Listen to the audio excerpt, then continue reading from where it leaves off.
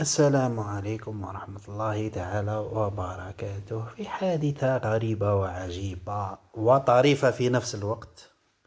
مجلس عزاء يتحول إلى عرس كبير وأفراح في بلدية. حدث هذا في بلدية ششار، ولاية قنجلة، بعد 3 أيام من العزاء في وفاة شابين من عائلة مصباحي.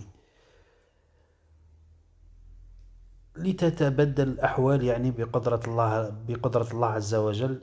يتحول الجنازة، تتحول ديك الجنازة إلى عرس كبير بالفيميجان والمفرقعات، بعد اتصال شابين يعني اللذان كانا تائهين في أوروبا.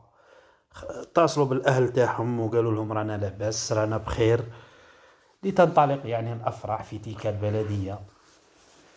تابعوا الفيديو للأخير. الحمد لله. هذا دليل على التآزر نتاعنا، المحبة نتاع بعضهم. الحمد لله يبارك فيك. الشيخ نحب نشوف الحمد لله. الحمد لله رب العالمين. شيخ